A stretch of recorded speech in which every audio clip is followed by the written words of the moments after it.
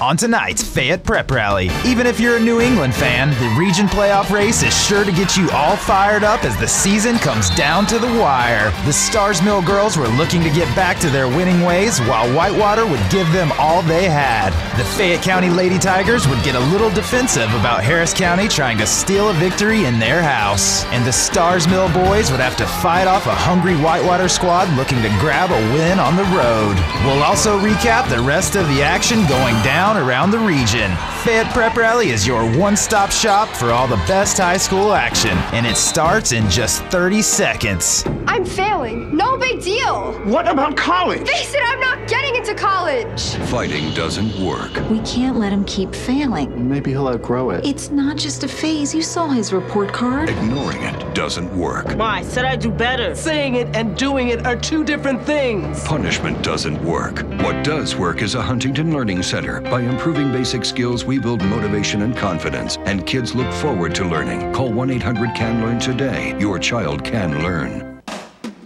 Comcast presents your source for Fayette County High School sports. This is Fayette Prep Rally. Hello and welcome to another edition of Fayette Prep Rally, your weekly high school sports program featuring the very best Fayette County high school action. I'm Chase Watson, joined by Nathan Shutter, year-round on Comcast Channel 25. Catch us here weeknights at 6, 8, and 10. And Nathan, the regular season is now in the books for most of the local teams as we get to our keys to the weekend with the Lady Tigers clinching the sub-region. Yeah, the defending state champions get wins over Harris County and Northgate. They will be the #1 seed from Sub-Region B in the upcoming Region 3 tournament. And the Lady Panthers get back on track. Yeah, Starr's Mill girls ended a 3-game slide, finishing the regular season with 2 straight wins over Whitewater and Harris County. I think that's very important for their confidence moving forward. And the Wildcats ended a tough losing streak. Whitewater boys defeat Starr's Mill 47-44. That snapped a 4-game losing streak and finished the region record at 6-6. They will be the #4 seed from Sub-Region B in the region tournament. Well, let's get right into the highlights. And the Starr's Mill Lady Panthers lost 3 straight games last week for the first time all season, but they hope to get back on track against rival Whitewater Lady Wildcats. The Lady Panthers would come out red hot in this one. Katie Wilson slings the pass over to Alex Pitts, who buries the triple to make it a 7-1 Starr's Mill lead just minutes into the game. A little inside-outside game leads to Angie Turner dishing it to a wide-open Wilson at the top of the key. She drills the long jumper, and Starr's Mill is up 10-1 in the first. The Lady Panthers continue to pour it on. Katie Buck with the slick pass down low to a cutting Jenna Ricker, who finishes with the layup, making a 15-point lead.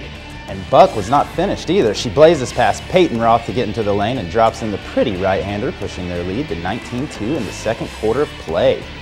Whitewater would start to come alive here in the second. Carrie Chambers sends it to Jada Coggins, who gets the quick pass down to a cutting Danielle Ross.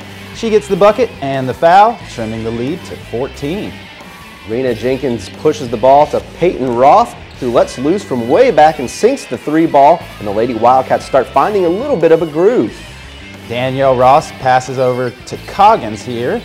She fires the rock over to Carrie Chambers for the easy layup, and Whitewater makes it a 27-14 game in the third.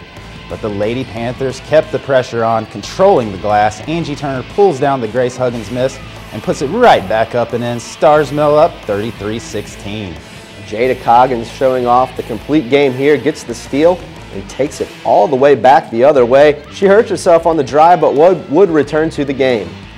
But Starr's Mill on this evening would just have too much firepower. Grace Huggins gets another offensive board, puts it right back up and in. Lady Panthers get back on track with a big win over Whitewater, 48-29.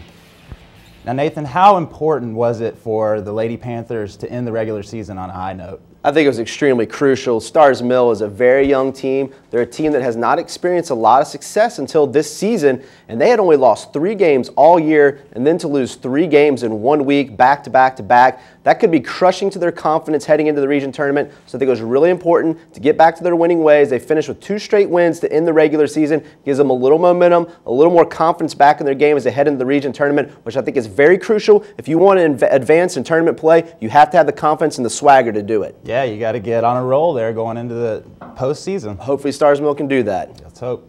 Back to the highlights, and the Whitewater boys came into Friday night's matchup with Starr's Mill having lost 4 straight games, but a win over their rivals would help to get them to 3rd in the sub-region. Whitewater comes out running in this one. Robbie Harlfinger takes the Phillip Kofer past the distance, puts in the beautiful reverse layup to give the Wildcats a 4-1 head start. Starr's Mill decides to let Maurice Rivers shoot the jumper from the charity stripe, and he'll drain it, pushing the Wildcat lead to 6-1. The Panthers would respond. Nathan Bates gets the ball up top, sneaks by Janae to Alusesi, and releases the floater from the free throw line, making it 12-9 Whitewater lead. Olusesi, he'll return the favor, driving baseline right at Bates and getting a difficult shot to fall over the big man, and the Wildcats cling to a 5-point advantage in the second. Josh Roberts will skip the pass over to Brent Ireland, who decides he'll try out the baseline as well, gets the pretty fadeaway jumper to fall, keeping Starr's Mill within striking distance. On the fast break, Josh Alexander dumps it off to a racing Philip Kofer. He gets busy and throws down the big-time jam, but Whitewater up 27-23 in the third quarter of action. Not to be outdone, though, Nathan Bates grabs his own deflected shot and sinks the insane over-the-head backwards shot, picks up the foul to give the Panthers a 1-point lead early in the fourth. The Wildcats come right back, though. Philip Kofer puts up the off-balance low-post shot. He gets it to drop to put Whitewater back up by 4 with time winding down. Then it's Alexander again pushing the ball up court, swings it over to Tommy Chalkley, sprinting in from the other side, and he gets through the defense, finishing the layup to keep Whitewater on top late in the fourth. Under a minute to go, Brent Ireland finds Jason Lindner, puts up the quick jumper at the free throw line, cutting the Whitewater lead to 2 points. Now here, down by 3 with 1.7 seconds left, Starr's Mill has a chance to tie it up. Lindner tosses up the tough 3, but it's off the mark, and Whitewater holds on for a tough road victory over Starr's Mill, 47-44. So what do we think Whitewater's chances are of getting into the state tournament? It's not going to be easy. They're going to have to win 2 games in the region tournament to guarantee a spot in the state tournament. They finished as the number 4 seed from sub-region B.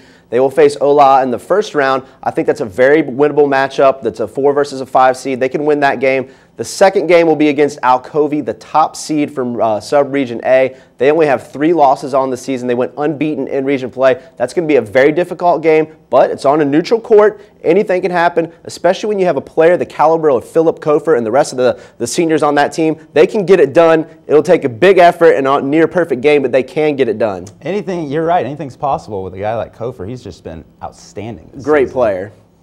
No team is hotter than the Fayette Lady Tigers, and when it comes to Region 3 competition, and they look to lock up the top spot in the sub-region, playing host to Harris County. Fayette County starts this one about as fast as you can. Lana Kennedy sends the tip to Dominique McGill, who flings it to the Cutting Jade Force, and the Lady Tigers get out to a quick 2-0 lead. McGill passes over to Ayanna Duggar, who makes the quick move to get in the lane and finishes with a pretty right-handed floater to give Fayette County a 6-0 advantage. Aisha Brooks hustling hard for Harris County here. She drives to the hoop and gets the layup to fall, making a 6-5 game in the first quarter. Yasmin Carter at the free throw line tosses the rock down to Denisha Brooks on the block, and Brooks gets the short jumper to go, keeping the game close in the second. Fayette County would start to turn up the heat. Shaquilla Nunn gets the rejection, and a streaking Dominique McGill finds herself wide open off the long pass for the easy layup. Then it's going to be McGill again cutting through the 2 defenders and putting up the running floater from the free throw line to make it a 32-18 Fayette County lead. In the third quarter, Shaquilla Nunn goes to work with the double block. She gets the outlet pass over to Charmaine Jordan, who fires it up to Jade Force. She does the rest, finishing with the right hand, and the Lady Tigers were cruising. Ayanna Duggar takes care of this one all by herself, using the quick step at the top of the key and finishing with the left hand over the defender to give them a 16-point advantage. The Lady Tigers cap things off here as Keandra Jenkins pushes up the fast break, hits Anissa Watson in stride for the layup. Fayette County rolls to a 70-54 win at home. So are the Fayette County Lady Tigers, they're the favorite to win the tournament, correct? I think they have to be. They're the defending region champions. They're the defending state champions. The tournament's going to be played on their home court, which it has to be an advantage. The familiarity with the hoops, the floor, the locker rooms, that has to be an advantage for Fayette County. I think that they have a pretty good path all the way to the region finals, where they'll either face Alcovy or McIntosh, in my opinion. McIntosh has already proved that Fayette County can be beat, so that would be a tough matchup. Alcovy's been very good this season. That would be a very tough matchup, but in my opinion, you have to go with the Fayette Lady Tigers. They are the defending state champions. They're the defending region champions. They're the team to beat. And they've been about as dominant as a team can be during the And they're clicking season right now, which is scary. All important.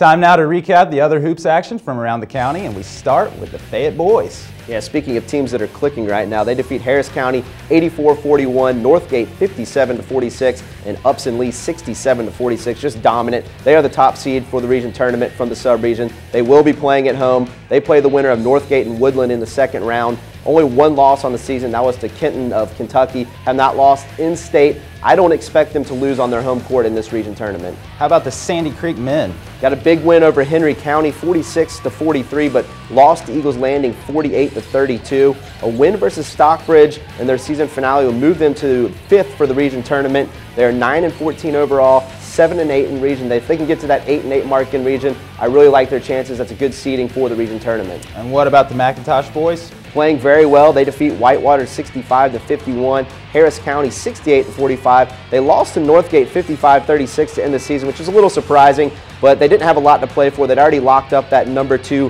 seed from the sub-region. They have won 5 of the last 6 heading into the region tournament. They will take on Union Grove in the first round of the region tournament. And then there's the Sandy Creek ladies. They're on fire as well, defeating Henry County 54-32 and Eagles Landing 51-13 and then 60-22. They played them 2 straight games, beat them pretty good both times. They will either be the number 1 or number 2 seed for the region tournament. They're currently tied with Drew, and they split the season series. Both play Stockbridge in the region finale, so it'll be interesting to see how the tiebreaker kind of falls out. I see both of them winning that game against Stockbridge, though. Do you think it's realistic that there's going to be anybody can stand in the way of the Fayette County boys winning the tournament? Definitely. When you get in this tournament situation, anything can happen. Now, I do like their chances, very similar to the girls' side. They're playing on their home court. They've been one of the best teams in the entire state all year long. They will have some tough matchups. I think they make it to the finals fairly easily, but there will be waiting Alcovy most likely, possibly McIntosh. If they can get hot and upset Alcovy, they would make it to the finals in my opinion. But I really like Alcovy to be there, one of the top 10 teams in the state, to be a heck of a region final. But you just can't go against Fayette County, in my opinion. They're just too strong right now. We definitely have a lot of really fun basketball coming up in the next couple of weeks. Oh, it's going to be a fun couple weeks of tournaments for sure. I'm pretty excited. All right, well, that'll do it for this week. Catch us back here on Comcast Channel 25 next week for more game highlights and features. And be sure to like Fayette Prep Rally on Facebook and follow us on Twitter to see what's happening on the show. For Nathan Shutter, I'm Chase Watson. Thanks for watching, and we'll see you under the lights. Grab some wood there, bub. I'm failing. No big deal. What about college? Face it, I'm not getting into college. Fighting doesn't work. We can't let him keep failing. Maybe he'll outgrow it. It's not just a phase. You saw his report card. Ignoring it doesn't work. Ma, I said I'd do better. Saying it and doing it are 2 different things. Punishment doesn't work. What does work is a Huntington Learning Center. By improving basic skills, we build motivation and confidence, and kids look forward to learning. Call 1-800-CAN-LEARN today. Your child can learn.